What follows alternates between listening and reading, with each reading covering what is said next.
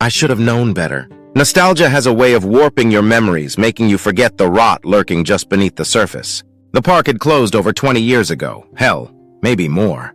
But I couldn't shake the feeling. Some places call you back, even when every fiber of your being says stay away. I parked my car by the rusty, sagging entrance, the one that used to be so bright and welcoming. Now the archway looked more like a gaping mouth, eager to swallow anything stupid enough to step inside. And there I was, standing beneath it, wondering what the hell I was doing here. The wind whistled through the broken windows of the ticket booth, kicking up dead leaves and God knows what else. I stepped past the ticket counter, barely recognizing the place where my mom used to stand, fumbling for change while I hopped up and down with excitement. Now it was just a husk, rotting wood, shattered glass, memories that had long since bled out. The rides loomed in the distance, skeletal and dead. The Ferris wheel, once towering above everything, stood motionless, its carriages hanging limp like corpses swaying from a noose. And the carousel, where I used to spin in endless circles, was still now, its horses frozen in grotesque mid-gallop.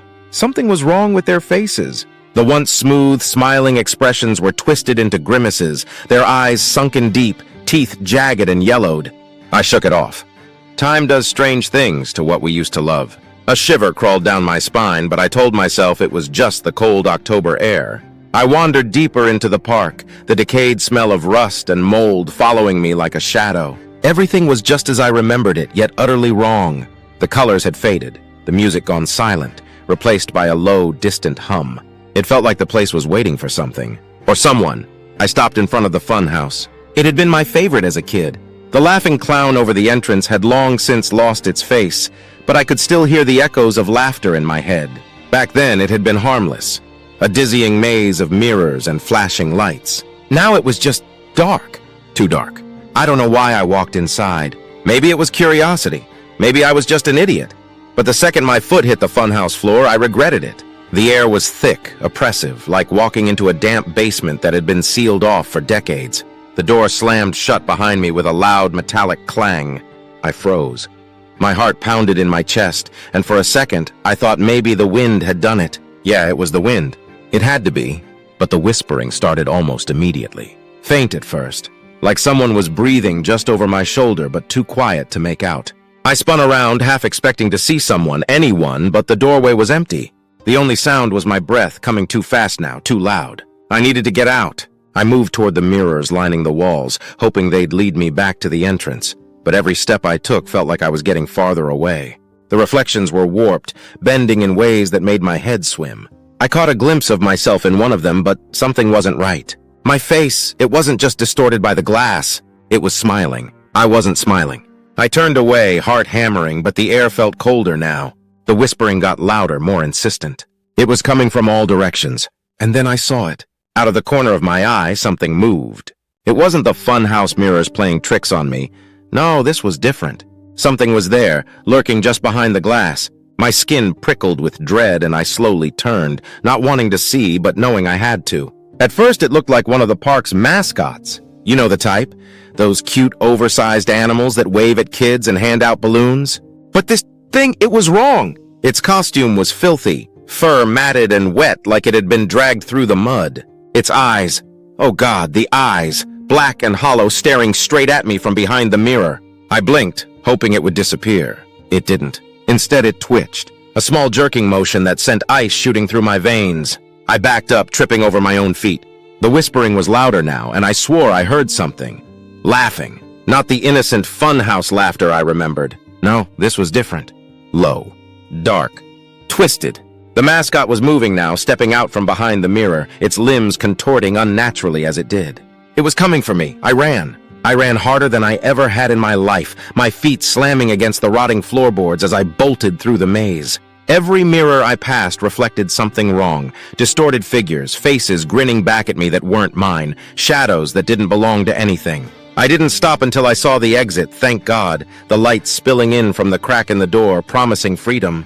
I burst through it, gasping for air as I collapsed outside, the sky now painted a deep, bloody red with the setting sun. But the park was no longer empty. They were everywhere.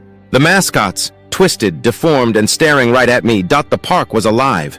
The mascots, those once playful and innocent creatures now twisted and grotesque, stood in eerie silence, their heads cocked unnaturally to one side, like they were waiting for something. Their plastic eyes, black and soulless, were fixed on me, and I could feel their gaze burrowing into my skin.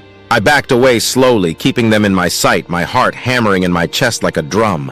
I didn't know where to go, only that I had to get away. But as I turned, something cold and wet brushed against my arm. I jerked back and looked down. A tattered balloon. Its string looped around my wrist, hung limply, the faded colors barely recognizable. I yanked it off and threw it to the ground. My breath came in ragged bursts, the cold air stinging my lungs. The mascots hadn't moved. Not yet, but I could feel them, waiting. I spun around, trying to remember the layout of the park. The exit had to be nearby. It had to. But the pathways had changed, twisted, just like everything else. The park was no longer what I remembered. It was a labyrinth of decaying rides and crumbling attractions, all bathed in a sickly glow as the sun dipped below the horizon. A high-pitched creak pierced the air and I flinched, looking up. The Ferris wheel. It was turning now, slow and deliberate, its rusted carriages groaning with the effort. But there was no power. I knew that. The park had been abandoned for years, and yet it moved. I felt my stomach lurch as one of the carriages swayed violently. Something was inside. I squinted, trying to make it out in the fading light, but all I saw was a figure, a hunched silhouette barely visible against the darkening sky. A cold sweat broke out on the back of my neck. The mascots were still watching, still waiting, but now the figure in the Ferris wheel was watching too. I could feel it, its gaze crawling over me like hundreds of tiny legs. I had to move. I turned and ran, my footsteps echoing through the empty park. The ground beneath me was soft, almost like the earth had given way beneath the weight of years of neglect. My shoes sank into the dirt, every step harder than the last, as if the park itself was trying to hold me back. I stumbled past the carousel, the deformed horses grinning down at me with their jagged, yellowed teeth. Their eyes followed me, glassy and hollow, as if they were waiting for me to slip, waiting for their chance to come to life. Something caught my eye, a flash of movement behind one of the rides. I stopped, breathing hard, my eyes darting toward the funhouse. The door was open again, creaking back and forth with the breeze, but this time I wasn't alone. A mascot, one of the bears, the same one I had seen in the mirror, stood just inside the doorway. Its once bright fur was now dark and matted, chunks of it missing like something had gnawed through the costume. Its face, oh God, its face! The grin was stretched impossibly wide, almost splitting the head in two, and its eyes, they weren't empty anymore. They gleamed with a malicious, hungry light. I took a step back, but it was already too late. The bear lurched forward, its movements stiff and jerky like a puppet on tangled strings. It reached out, its oversized hands too long, too thin. The fingers twitched, grasping at the air between us. I turned and bolted, my legs burning with the effort as I ran toward the old roller coaster. The wooden tracks were rotted and broken, the cars rusted through, but maybe, just maybe, I could climb the structure, find a way over the fence and get the hell out of this nightmare. But as I neared the base of the ride, I froze.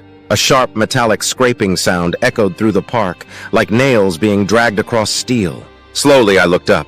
The figure from the Ferris wheel was gone, and then I felt it. Something cold and wet, pressing against the back of my neck. I stopped breathing. I didn't want to turn around. Every instinct in my body screamed at me to run, to keep moving, to never look back. But some terrible, morbid curiosity forced me to turn. And there it was.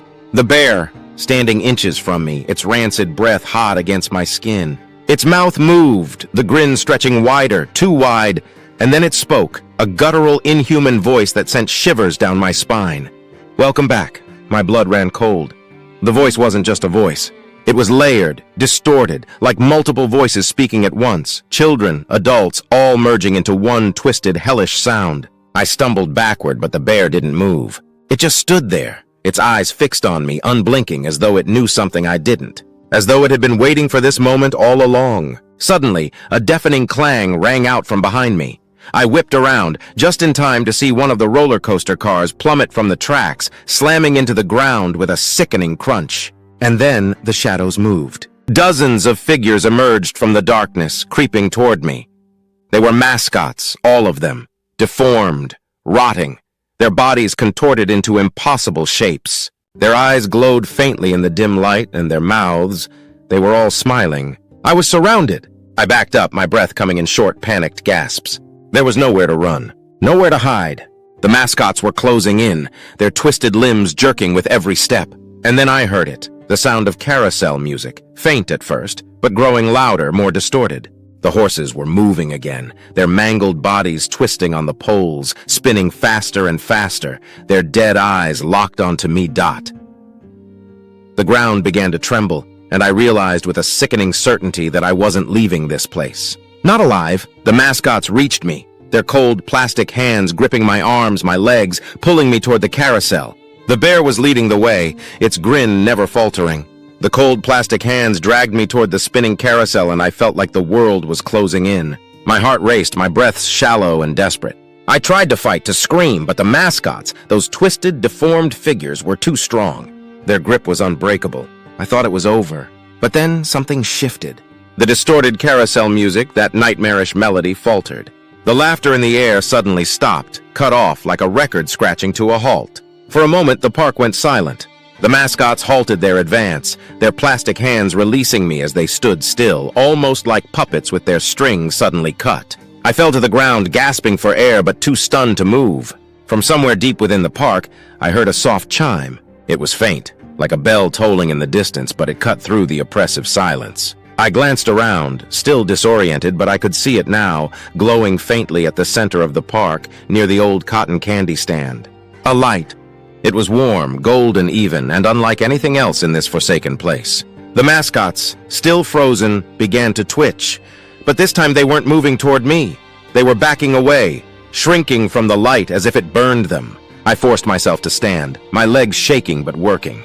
Whatever that light was, it felt like hope, a lifeline. I stumbled toward it, away from the mascots, away from the nightmare, the carousel now eerily still behind me.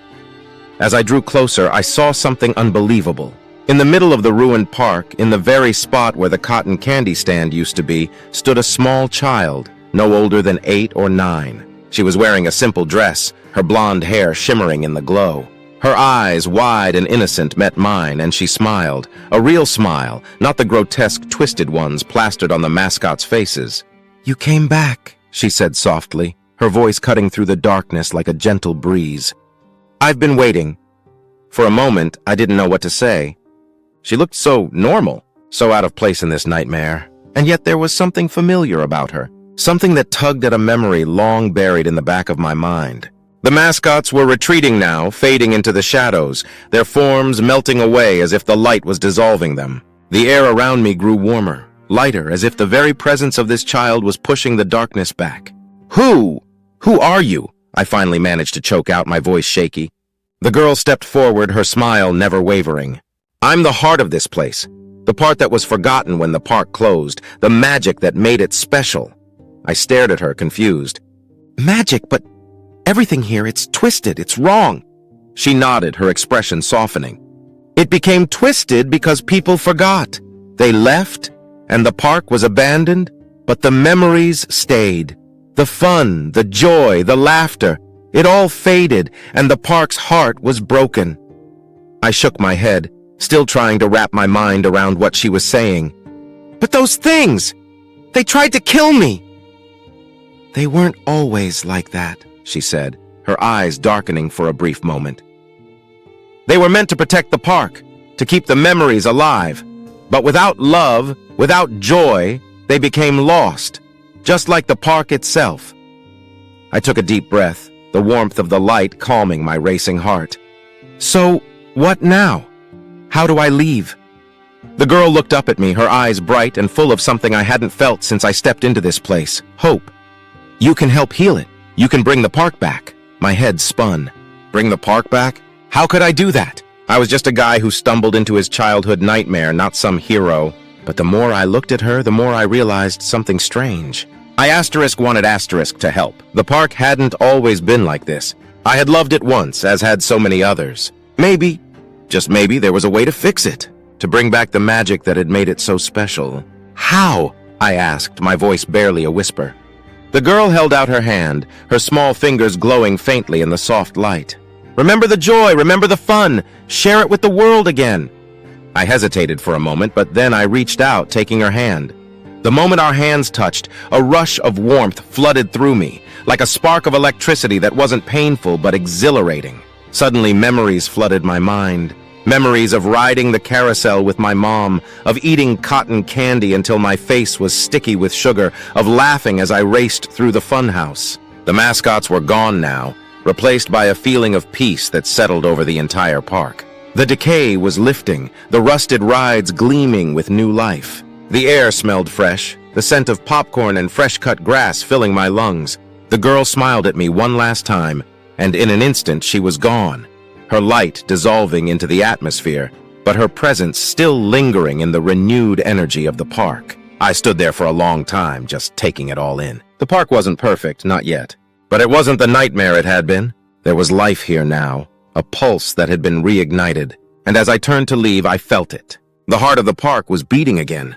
The mascots, the real ones, not the twisted versions, waved from a distance. The carousel was spinning, its horses galloping joyfully, and the lights twinkled like stars across the sky. I walked back toward the entrance, my steps lighter, the air no longer suffocating. I knew I would come back someday. And this time, it wouldn't be out of fear. It would be to remember, and to make sure no one ever forgot again.